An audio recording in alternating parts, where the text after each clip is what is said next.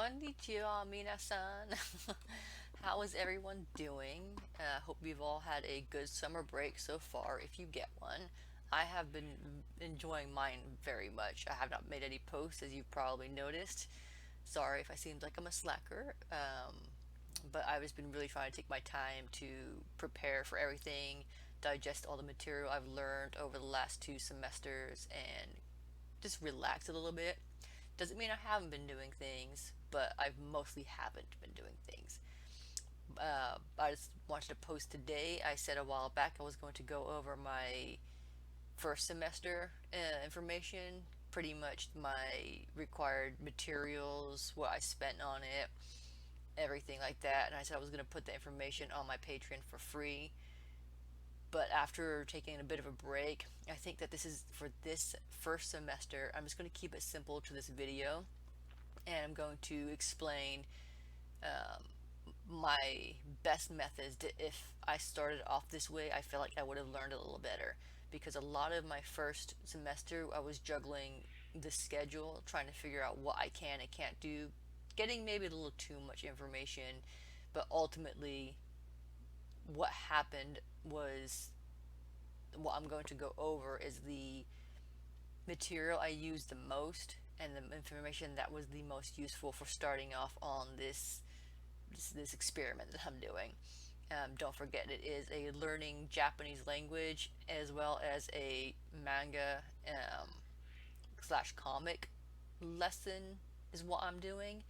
So the first part of this video will be me just pretty much talking about what I did for my Japanese, and then the second part I'm going to go over a few things that helped me to get back into my drawing. And I think this is all pretty safe beginner stuff as well. I'm not a teacher, I'm not a native speaker, I'm not a professional artist. Um, I'm just going over what helped me. And if you're interested in learning this adventure together, I mean, we can all go through this together and see what works for us, share the information. If not, if you don't want to, you don't have to. I'm just posting it out here because it's a set system that if you want to start on, it's there. You know what I mean? Like, I have to figure this out on my own, but I'm going to put this out here for you guys. Another thing about this program is I do have a job. It fluctuates between part-time and full-time depending on what's going on. And I also, as I'm getting older, I don't have as much attention span as I would like to have. That probably has a lot to do with me on my phone all the time. But this is supposed to be a program that will help me get back into having, yeah, retaining my attention for these things and jump starting into the program and start progressing with the things I want to do in life, if that makes sense. So this is made to be on the go or kind of rushed program, at least to get in the beginning. So enough talking. I'm just going to get right into it. The first thing I would recommend doing is, obviously you need to learn the alphabet to be able to read and write and speak Japanese. Well, I guess not necessarily speak. If you're just going to visit for a little while, you just want to learn the basics. If you just want to hear to learn the basics, this is not going to, this lesson is not going to be for you. But if you actually want to take your time to learn Japanese, you start with the alphabet.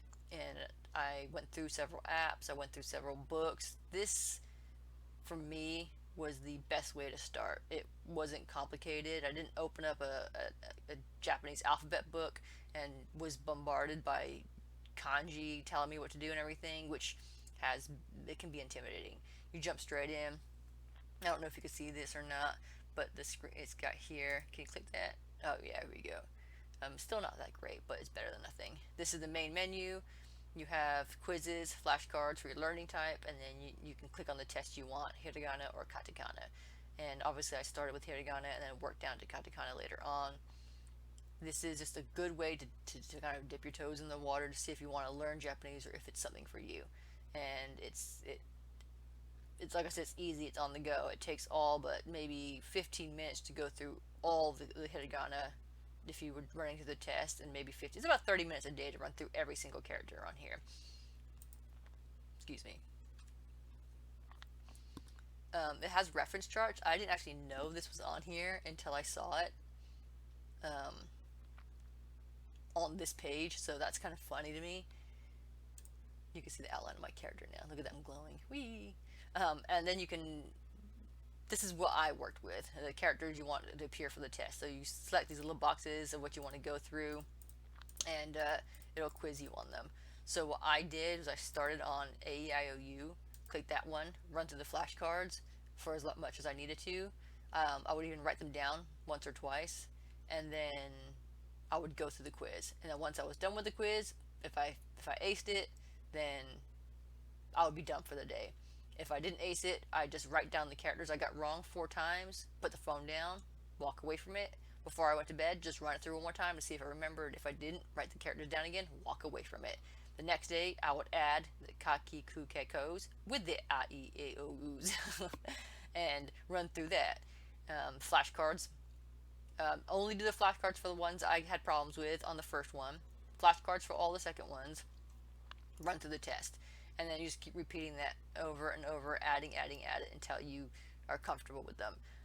If I missed too many, I would repeat it those same batch until I got them down, and then I would move on. But if I didn't, I mean, I wouldn't beat myself up about it. It's just you're learning at your own pace, and that's what this is for. So I just did that with the hiragana, and then eventually made it to the katakana. I can now, from memory, recall most of the hiragana characters in this that this lesson teaches you, and about half of the kanji, and that's because I slacked off on my kanji for a little bit. No, not kanji, sorry, the katakana. But this app is really good. The test kind of looks like this. It'll bring up the character, and then you just type in what the pronunciation is, and then submit, and it'll say correct or incorrect.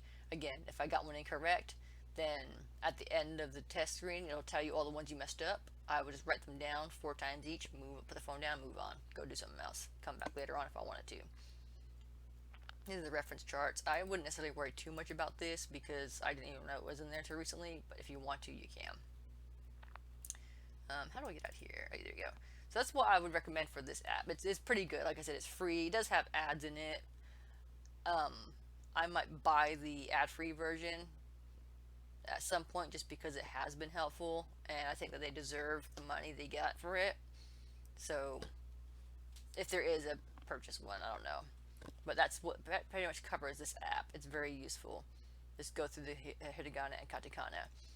And after about 4 weeks of doing this app, when I started getting a little more comfortable with it, obviously I get a little bored for material, so I needed something a little more engaging. So at that point I figured, well, this is something that I want to do. So I went ahead and found the Genki 1 textbook, workbook, and answer key. The textbook over here is cut off, but that's alright. Well, this is pretty much the book. This is the workbook, and then this one's the answer key. You can get the whole set on Amazon currently for $60, or you can buy them, like if you only have the money for a bit at a time, you can buy $40 for the textbook, 22 for the workbook, and then 13 for the answer key. Whatever works for you. I definitely would recommend it. I went through chapter 1 after the first 4 weeks of the 16-week semester, quote unquote. And I started chapter 1. I didn't rush through chapter 1. I wasn't trying to learn anything from chapter 1 outside of trying to read the characters. And it does have the romanji in the first chapter, which kind of helps you. So between the app and this book, I think that kind of put me on a good schedule and a good path that wasn't so boring to get me through it. If I got bored of the textbook, I'd run through the corresponding workbook pages, and then check with my answer key on then. Didn't care if I got them wrong or not. I was just trying to learn to read and write the characters to progress. That's pretty much the Japanese one. It's simple. It's simplified down to the basics. Obviously, I did a lot more, which didn't help my learning process, I think. I think I was doing too much. So when I go over my spring semester list and review, I'll tell you what I added and why. But for now, if this is something that you want to do and you don't want to be overwhelmed, if you got work or you're trying to just ease into it, I'll just recommend working with these two products first. Take your time. Don't try to rush or anything. Don't try to rush through chapter 1 or whatever. If you can, good for you. You can go at your own pace. But this is supposed to be a laid-back pace. For me, like I said, I have a bad attention span. I get bored of material. So I just made myself a schedule easy so I wasn't overwhelmed. And it's worked for me. this isn't for everybody. Again, I'm not a teacher. I have no idea how to set up curriculums. I literally used ChatGPT to kind of start something off for me, and I pulled what worked for me from that. And that's kind of a part of this experiment as well, if you recall. You can also go through some of my older videos and see how I started off. I think I was writing each letter 10 times, or letter 10 times at each. That just took forever. I did get someone recommending me that I just jump into reading. I think I said this earlier. If I did, I'm sorry, but it didn't work for me because I didn't know how to read the characters. So it didn't do me any good to try to start reading it until I understood it. But once I got into the characters, then jumping into the Genki with the Romaji, it all started coming together, working out. So that's covers all of the Japanese lessons. If you have any questions, you can ask. If you have any suggestions, feel free to. I'm already kind of on a good path, so if I don't necessarily take the suggestion myself, doesn't mean that somebody else might come across this and like that suggestion as well. But I will read any suggestions, and kind of experiment with them. I have started reading in Japanese, so that last comment that person made didn't go ignored. I want you to know that I have been starting to read some Japanese books, but for starting off, dipping your feet in, don't get overwhelmed. Just do the characters, and like I said, work out a Genki. Don't make anything complicated for yourself. It's already a pretty complex language. That covers the Japanese lessons. I'm going to get into the art side now. Same thing. I did get a little overwhelmed because I already have experience in art, so I have known a lot of things, and that old experience I have clashing with relearning new information, it kind of jumbled things up. But what I would recommend, if you wanted to get into the drawing side and the manga side, don't not do your manga and your comics and your drawing, your anime characters, and that stuff too. You can do that, but for me, because I had been out of practice for a couple of years, I wanted to kind of start back, like try to reignite that flame that would get me going. And I still haven't. I don't feel confidently there again, but it's coming back. I can feel like it wants to come back, but it's just been really hard to pull from that. So what I would recommend starting off or trying to get back into it, um, especially if you're doing comics, this page, Line of Action, it's a really good, an amazing website. Some of the things are limited to what you have because I guess they have like volunteer or models and stuff like that. But it is limited, but like I said, it's so good. You got animal drawings, faces, and expressions. I haven't done any scene and environment drawings yet, or these, but I did some hands, feet, faces, animals, and figure drawing. Now, I'm going to give you a heads up right now. If you are under the age of 18, maybe this website might not be for you. They do have figure drawings in there. As you can see, there's nude figure drawings in there. We're all artists here. We're professional. We're mature. But there are options where you can make sure that they are covered. So if you're uncomfortable with that, make sure you check on that. If you still don't feel comfortable doing that or drawing real figures, then go find somewhere else to do it. I didn't really find anywhere because this is what I want. I'm here to learn anatomy.